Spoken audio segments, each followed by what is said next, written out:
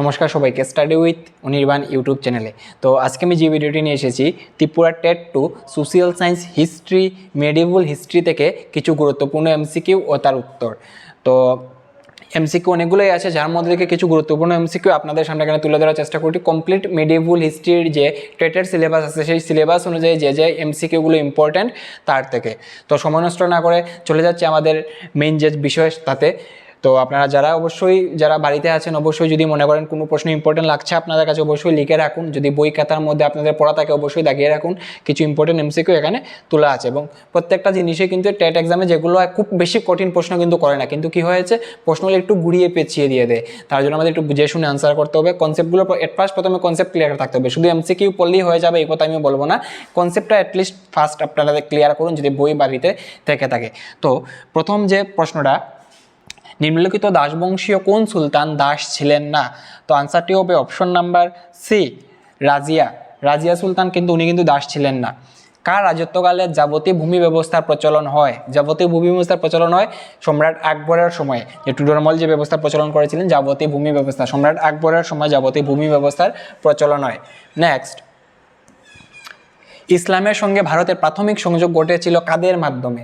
ইসলামদের সঙ্গে যে ভারতের সংযোগ ঘটেছিল প্রাথমিকভাবে অপশন নাম্বার সি, মালাবার উপকূলে আরব বণিকগণের মাধ্যমে। অপশন নাম্বার সি হবে এটি কারেক্ট অপশন, মালাবার উপকূলে আরব বণিকদের মাধ্যমে। পরবর্তী প্রশ্নতে যদি আমরা চলে যাই, কোন মুঘল সম্রাট নিজের আত্মজীবনী রচনা করেছিলেন? তো যে মুঘল সম্রাট নিজের আত্মজীবনী রচনা করেন তিনি হলেন সম্রাট বাবর, যিনি নিজের আত্মজীবনী রচনা করেছিলেন, বাবরনামা। নেক্সট, সুলহি কুল নীতি প্রবর্তন করেন কে? অপশন নাম্বার এ, আকবর, যিনি সুলহ কুল নীতি প্রবর্তন করেছিলেন। প্রত্যেকটা প্রশ্ন ইম্পর্টেন্ট, আমি সময় নষ্ট না করে শুধু প্রশ্ন এবং তার উত্তরগুলো বলার চেষ্টা করছি। তো নিম্নলিখিত কোন ব্যক্তি দিনী হিলাইয়ের একজন সদস্য হয়েছিলেন? দিনী হিলাইয়ের সদস্য হয়েছিলেন বীরবল, রাজা বীরবল। অপশন নাম্বার ডি, রাজা বীরবল দিনী হিলাইয়ের সদস্য হয়েছিলেন। আকবর যে ধর্মমত প্রচার করেছিলেন দিনী হিলাই, তার সদস্য হয়েছিলেন রাজা বীরবল। তকবি বলতে কি বোঝায়? তকবি বলতে কি বোঝায় এটা আপনার টেটের সিলেবাসে নিয়ে এটা পড়তে হবে না। নেক্সট, হিন্দুদের উপর আরোপিত, এটা তো সেই প্রশ্নের আছে, মুঘল সাম্রাজ্যের সরকারি ভাষা কী ছিল? মুঘল সাম্রাজ্যের সরকারি ভাষা ছিল ফার্সি ভাষা। অপশন নাম্বার বি, মুঘল সাম্রাজ্যের যে সরকারি ভাষা ছিল সেটি ছিল ফার্সি ভাষা। নেক্সট প্রশ্ন, কে দুআসপা শিয়াসপা ব্যবস্থা চালু করেছিলেন? দুআসপা শিয়াসপা ব্যবস্থা চালু করেছিলেন আকবর। অপশন নাম্বার বি, আকবর। কোন রাজস্ব ব্যবস্থার সঙ্গে টুডরমলের নাম যুক্ত? আকবরের সময়ে যে ব্যবস্থা চালু হয়েছিল রাজস্ব ব্যবস্থা, সেই ব্যবস্থা ছিল যাবতীয় ব্যবস্থা, যার সঙ্গে টুডরমলের নাম যুক্ত। অপশন নাম্বার সি, যাবতীয় ব্যবস্থা। Option number C. নেক্সট,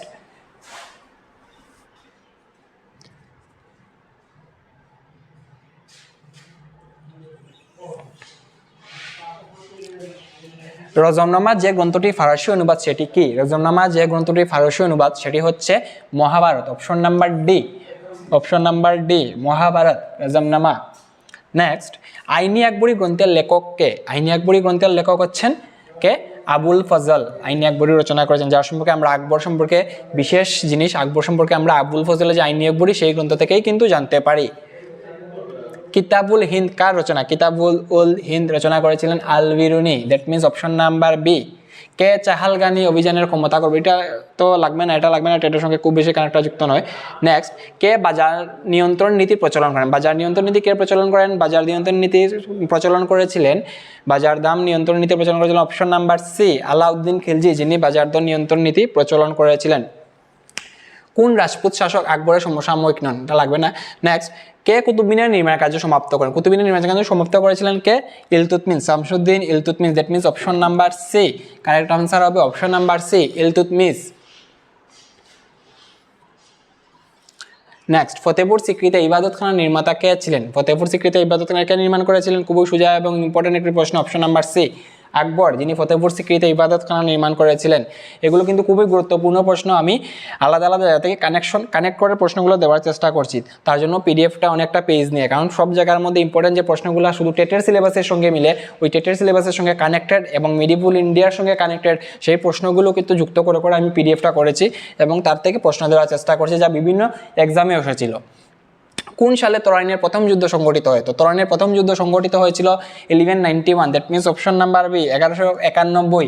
এগুলো কিন্তু কনসেপ্ট ক্লিয়ার করার জিনিস, শুধু একটা প্রশ্ন আমি দিচ্ছি, তার মানে এটাই নয় যে এটাই এসে যাবে, কিন্তু একটা ইম্পর্টেন্ট প্রশ্ন তার জন্য এটা দিচ্ছি। তরাইনের দুটো যুদ্ধ হয়েছিল, প্রথম যুদ্ধ, দ্বিতীয় যুদ্ধ, তৃতীয় যুদ্ধ হয়েছিল, কিন্তু প্রথম আর দ্বিতীয় যুদ্ধ কিন্তু টেটের সিলেবাসের লোক একদম হিউজলি কানেক্টেড। 1191 একটা হয়েছিল, 1192 একটা হয়েছিল, তার মধ্যে দিয়েই কিন্তু দিল্লি সুলতানের প্রতিষ্ঠা হয়েছিল আমরা বলতে পারি। যাক, এগুলো আলোচনার বিষয়, তো আমি শুধু এখানে কিছু ইম্পর্টেন্ট প্রশ্ন এবং তার উত্তর নিয়েই ডিসকাশন করব।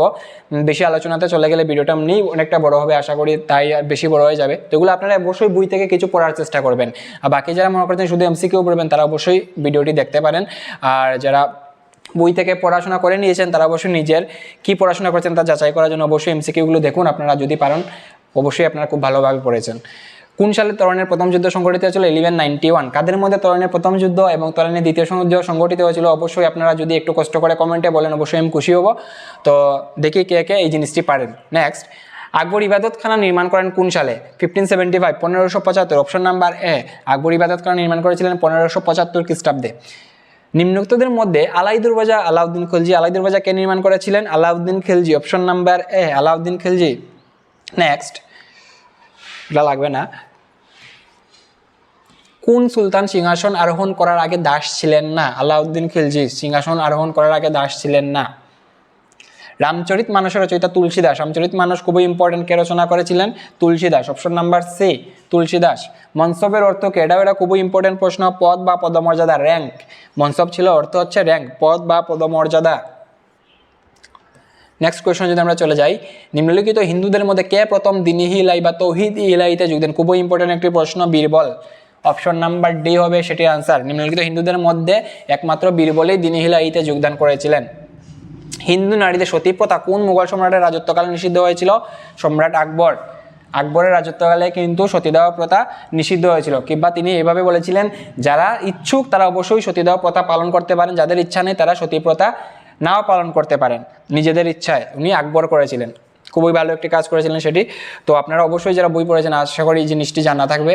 তো মালিক কাফুর কার সেনাপতি ছিলেন? মালিক কাফুর আলাউদ্দিন খিলজির সেনাপতি ছিলেন। Alauddin Khilji. Option number D, Malik Kafur কার সেনাপতি ছিলেন? খুবই ইম্পর্টেন্ট একটি প্রশ্ন, আলাউদ্দিন খিলজির সেনাপতি ছিলেন। আলাউদ্দিন খিলজির দাক্ষিণাত্য অভিযানে তার সেনাধ্যক্ষ কে ছিলেন? সেনাধ্যক্ষ কে ছিলেন যিনি সেনাপতি ছিলেন? দ্যাট মিনস আগের প্রশ্নতেই বলেছিলাম মালিক কাফুর। অপশন নাম্বার সি, দাক্ষিণাত্য অভিযানে মালিক কাফুর ছিলেন তার সেনাধ্যক্ষ। নেক্সট, মুঘল যুগে রাজস্ব সংগ্রহ ব্যবস্থার জাপ্তি বলতে কে বোঝায়? জাপ্তি ব্যবস্থা টুডরমল প্রচলন করেছিলেন আকবরের সময়। তো জাপ্তি বলতে কে বোঝায়? অপশন নাম্বার বি, প্রতি ক্ষেত্রীয় এককে উৎপাদকের পরিমাণ হচ্ছে যাবতীর অর্থ। নেক্সট, কোন সুলতান ইকতা প্রথা, শূন্য প্রথা, মুদ্রা ব্যবস্থা সহ দিল্লি সুলতানি ব্যবস্থা সবচেয়ে গুরুত্বপূর্ণ প্রতিষ্ঠানগুলির গোড়াপত্তন করেন? অবশ্যই সেটি হবে অপশন নাম্বার এ, তিনি দিল্লি সুলতানি খুবই উল্লেখযোগ্য একজন শাসক। অপশন নাম্বার এ, শামসুদ্দিন ইলতুৎমিশ। শামসুদ্দিন ইলতুৎমিশ। নেক্সট, হামজা নামার বিষয়বস্তু, এটাও একটি গুরুত্বপূর্ণ, প্রত্যেকটা প্রশ্নই কিন্তু আসলে গুরুত্বপূর্ণ, কারণ আমি আলাদা আলাদা জায়গা থেকে এগুলো কানেকশন করে যেগুলো পরীক্ষাতে অনেকবার বিভিন্ন পরীক্ষাতে এসেছে সেগুলো মিলিয়ে কিন্তু আমি পিডিএফটা করেছি, যার জন্য দেখছেন আপনারা অনেকগুলো পেজ পিডিএফের। হামজা নামার বিষয়বস্তু কি? হামজা নামার বিষয়বস্তু হচ্ছে কি? হামজা নামা হলো একটি চিত্রাঙ্কন। অপশন নাম্বার বি, চিত্রাঙ্কন। অপশন নাম্বার বি, চিত্রাঙ্কন। নিম্নলিখিত দিল্লির সুলতান বংশগুলির শাসনকালের সঠিক, হ্যাঁ এটা খুবই ইম্পর্টেন্ট। দিল্লি সুলতানে আমরা জানি 4-5টা রাজবংশ রাজত্ব করেছিল, এইভাবে কিন্তু পরীক্ষাতে আসে। তারপরে তার জন্য আপনারা যে জিনিসটাই যে টপিকই পড়বেন, যে কোনো সাবজেক্ট সিকুয়েন্সিয়াল অর্ডারে পড়বেন, যদি সিস্টেম ওয়াইজ দেওয়া থাকে ওই সিস্টেমটা ফলো করে পড়বেন। তো দিল্লি সুলতানি শাসকদের মধ্যে কোনটি হবে সবচেয়ে সঠিক উত্তর? যারা পড়াশোনা করেছেন তারা অবশ্যই এই উত্তরটা পারবেন। দিল্লি সুলতানের যে 5টা রাজবংশ সর্বপ্রথম কারা ছিল? তুর্কি বংশ, ইলবাড়ি তুর্কি বা দাস বংশ। তারপর কারা এসেছিলেন? তারপর এসেছিল খলজি বংশ। দেন তুগলক, লোদি, মিডিলে একটা নেই সৈয়দ, কারণ এটা অপশন 4টা আছে, তার জন্য 5 নম্বরের যে বংশটা 5 নম্বর বংশ না, সরি সৈয়দ বংশ মিডিলে ছিল, লোদি বংশ লাস্ট। তো অপশন আনসার হবে অপশন নাম্বার বি, ইলবাড়ি তুর্কি, খলজি, তুগলক, দেন লোদি। শেষ বংশ ছিল কি? লোদি বংশ, যার মাধ্যমে লোদি বংশের ডিক্লাইনের মাধ্যমে কিন্তু কোন বংশ শুরু হয়েছিল? অবশ্যই কমেন্ট সেকশনে আনসারটি দেবেন। লোদি বংশের যে শেষ সুলতান ছিলেন ইব্রাহিম লোদি, তার সঙ্গে কার যুদ্ধ হয়েছিল, কোন যুদ্ধ হয়েছিল এবং কোন যুদ্ধের মাধ্যমে কোন সাম্রাজ্যটি প্রতিষ্ঠা হয়েছিল? দেখি কে আনসারটা আমাকে বলতে পারেন। এগুলো কিন্তু কনসেপ্টের বিষয়, কনসেপ্ট ক্লিয়ার থাকতে হবে। তো এটা আনসারটা কি হবে? অপশন নাম্বার বি,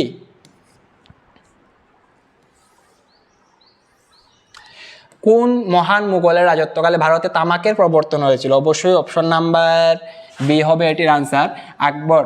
আকবরের সময়ে ভারতে তামাকের প্রবর্তন হয়েছিল, তামাকের সঙ্গে পরিচয় করেছিলেন সম্রাট আকবর। মুঘলদের কোন মসজিদটি পার্ল মস্কিউ নামেও পরিচিত? আগ্রার Moti Masjid, that means option number C, আগ্রার মতি মসজিদ পার্ল মস্কিউ নামেও পরিচিত। নেক্সট, কোন মুঘল সম্রাটের রাজত্বকালে তামাকের সঙ্গে ভারতের পরিচয় ঘটেছিল? অপশন নাম্বার এ, আকবর।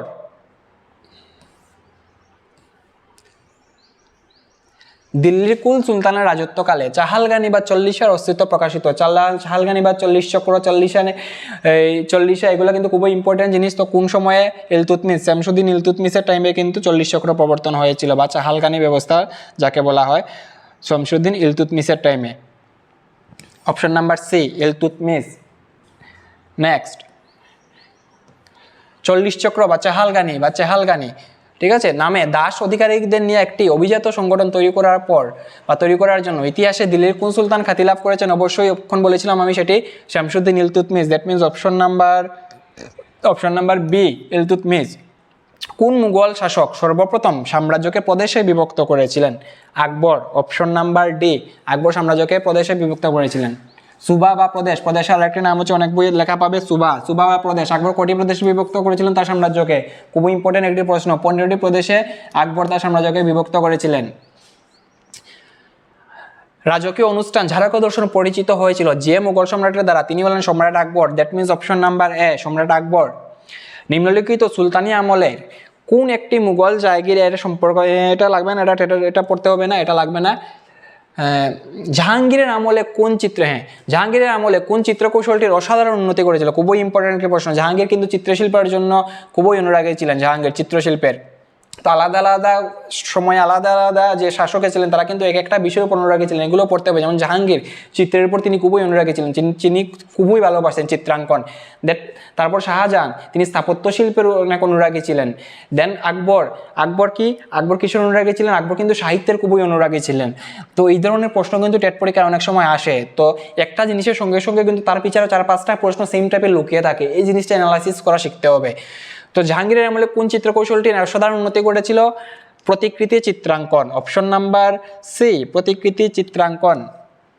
দিল্লির কোন সুলতান নিজেকে দ্বিতীয় আলেকজান্ডার বা সিকান্দারি সানি বলে মনে করতেন? যে কোনো বই এই জিনিসটা পেয়ে যাবেন আপনার, খুবই ইম্পর্টেন্ট প্রশ্ন। কোন সুলতান দিল্লির? আলাউদ্দিন খিলজি নিজেকে দ্বিতীয় আলেকজান্ডার বা সিকান্দারি সানি বলে ঘোষণা করেছিলেন, Alauddin Khilji. Option number B.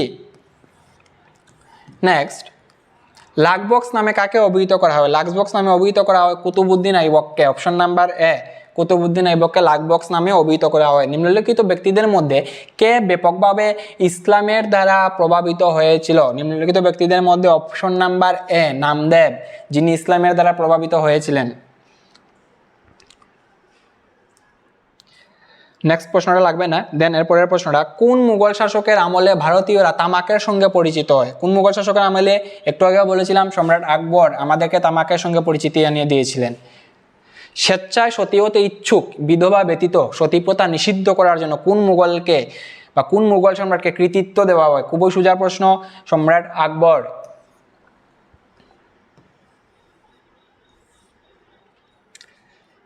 কোন মুঘল স্থাপত্য সমদৈর্ঘ্য সমপ্রস্থ সম্পন্ন একটি একক বৈশিষ্ট্য প্রদর্শন করে? খুবই নতুন একটি প্রশ্ন, খুবই সুন্দর একটি প্রশ্ন। সমদৈর্ঘ্য সমপ্রস্থ সম্পর্ক কোনটি আছে নিচে স্থাপত্য ভাস্কর্যের মধ্যে? Taj Mahal. Option number C, Taj Mahal. Next, দিল্লির কোন সুলতান নিজেই নিজেকে সিকান্দারি সানি উপাধি দিয়েছিলেন? একটু আগে বলেছিলাম, খুবই ইম্পর্টেন্ট একটি প্রশ্ন, যার জন্য পরীক্ষায় এগুলো বারবার প্রশ্নগুলো কিন্তু রিপিট করে। কোন সুলতান?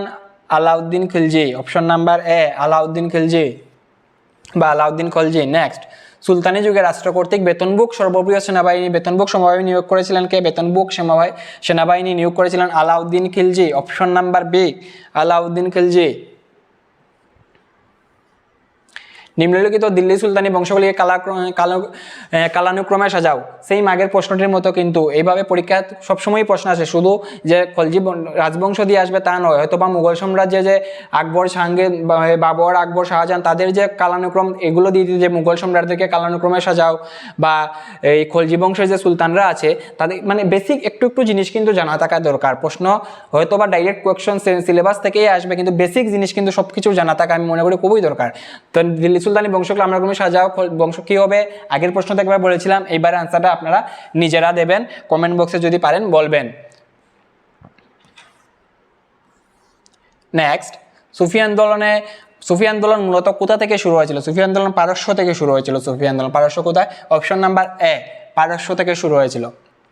1540 খ্রিস্টাব্দে কোন যুদ্ধের পর হুমায়ুনকে হিন্দুস্তান থেকে বিতাড়িত করা হয়েছিল? কনৌজের যুদ্ধের পর। 1540 খ্রিস্টাব্দে কনৌজের যুদ্ধ হয়েছিল। তারপর আকবরের ধর্মীয় আলোচনা সভা কোথায় হয়েছিল? ইবাদতখানা। কোথায়? ইবাদতখানা। অপশন নাম্বার সি, আকবরের ধর্মীয় আলোচনা সভা হয়েছিল ইবাদতখানা।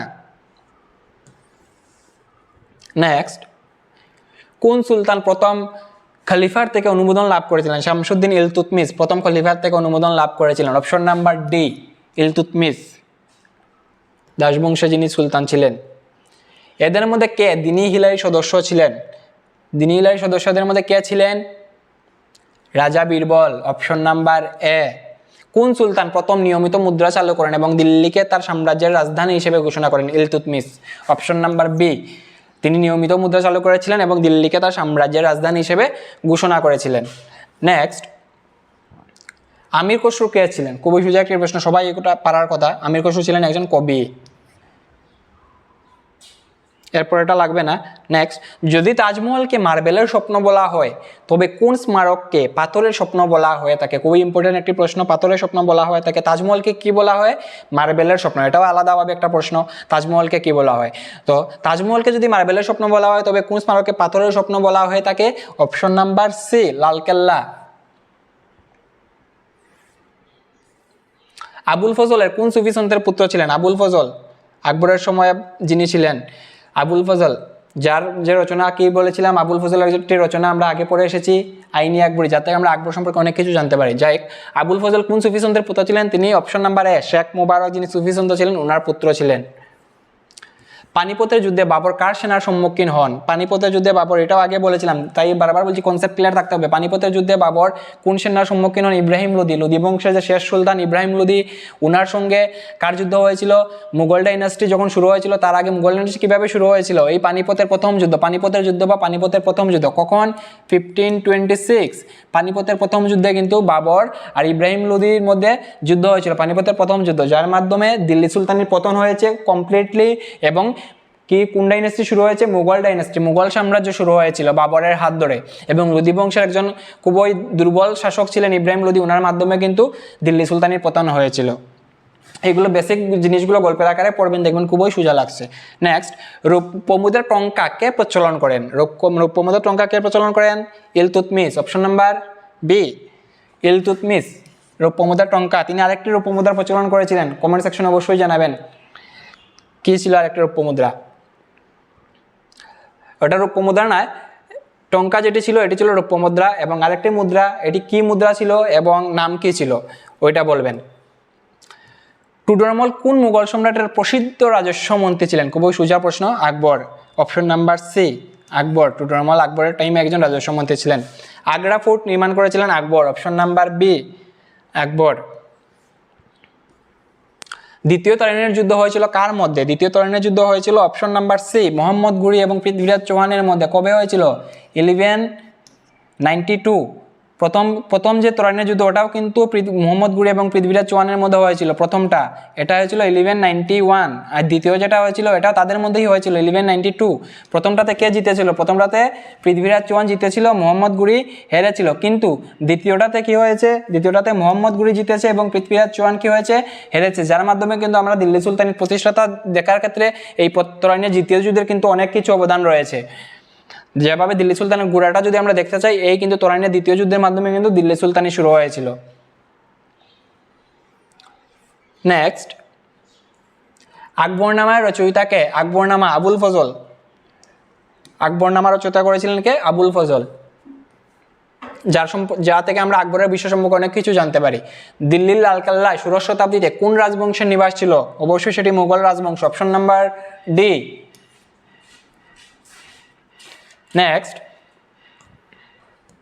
সম্রাট আকবর কত বছর বয়সে সিংহাসনে বসেছিলেন? খুবই সোজা প্রশ্ন। সম্রাট আকবর কত বছর বয়সে বসেছিলেন?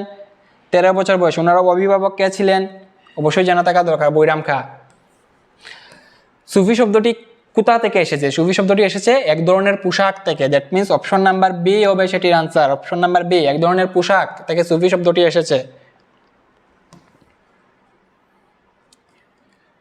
মধ্যযুগে ভারতবর্ষে কোন সম্রাট যুদ্ধে প্রথম কামান ব্যবহার করেন? যুদ্ধে প্রথম কামান ব্যবহার করেছিলেন মুঘল সম্রাট Babur. Option number D, Babur. ভক্তি আন্দোলনের অগ্রদূত কে ছিলেন? ভক্তি আন্দোলনের অগ্রদূত ছিলেন অপশন নাম্বার ডি, রামানুজ। সম্রাট আকবরের কোন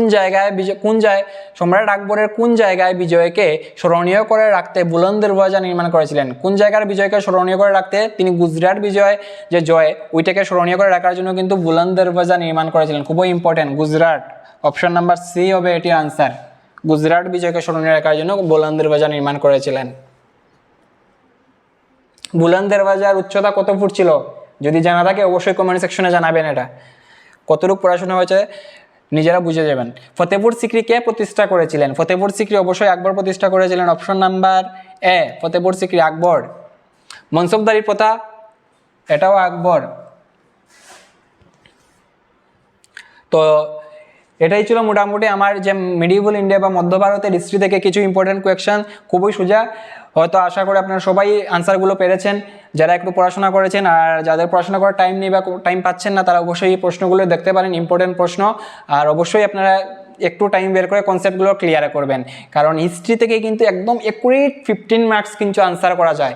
হয়তো বা বাকি সাবজেক্টগুলো থেকে নাও আসতে পারে, কিন্তু হিস্ট্রি, পলিটিক্যাল সায়েন্স এইগুলো থেকে কিন্তু মার্ক একদম 100% কারেক্ট এসে যায়। জিওগ্রাফি, হিস্ট্রি, জিওগ্রাফি যারা আর্টসে দিচ্ছেন অবশ্যই আপনাদের মেইন ফোকাসটা হওয়া উচিত কিন্তু এই এসএসসির 3টা জিনিস, history, geography, political science and Bengali. কারণ আমি বারবার বলছি, এইগুলোতে যতই পরিশ্রম করবেন পরিশ্রমটি ফলদায়ক হতে পারে, আপনাকে পুরো মার্কস এনে দিতে পারে। সিডিপি যে এমন ব্যাপার, সিডিপির উপরে যদি খুব বেশি টাইম ওয়েস্ট করেন তাতে কিন্তু খুব বেশি যে লাভ হবে আমি তা বলবো না, কিন্তু এগুলোতে যদি টাইম ওয়েস্ট করেন আপনাদের কিন্তু লাভ হবে। তো অবশ্যই সব সাবজেক্টই পড়তে হবে। আমি টাইম ম্যানেজমেন্টের দিকে বলছি, যদি কেউ টাইম ম্যানেজমেন্ট কেউ যদি মনে করছেন যে আমি হিস্ট্রিটা বাদ দিয়ে দেবো, আমি সিডিপি পড়বো, অবশ্যই এই ভুলটি করবেন না। আপনার যদি মনে হয় টাইমের খুবই শর্টেজ আছে, আমি হিস্ট্রি পড়বো না ভালোটিকে বা জিওগ্রাফি ভালোটিকে পড়বো না, আপনি এই জিনিসগুলো পড়ুন। যদি কোনো কিছু মনে হয় টাইমের অভাবে যদি টাইম দিতে পারছেন না, কোনো সাবজেক্টকে যদি আপনি ক্যান্সেল করছেন, তাহলে অবশ্যই সিডিপিটা একটু কম পড়ুন, কিন্তু এই সাবজেক্টগুলো কিন্তু পড়লে কিন্তু আপনারা পুরো মার্কস পাবেন, এটা আমার দৃঢ় বিশ্বাস। তো এটাই ছিল আমার মধ্য ভারত থেকে কিছু ইম্পর্টেন্ট কোয়েশ্চেন। যদি আপনারা কোনো আনসার ভুল হয়ে থাকে, আশা করি আনসার ভুল নেই, যদি হয়ে থাকে অবশ্যই কমেন্ট সেকশনে জানাবেন। কিছু কিছু প্রশ্ন আমি আপনাদের সামনে তুলে ধরেছি, আনসারগুলো অবশ্যই দেওয়ার চেষ্টা করবেন, আমি খুশি হব। আর নেক্সট কি ভিডিও নিয়ে আসতে পারবো আমি অবশ্যই আপনাদের অভিমত জানাবেন। ধন্যবাদ স্টাডি উইথ অনির্বাণের ইউটিউব চ্যানেলের পক্ষ থেকে। Thank you so much.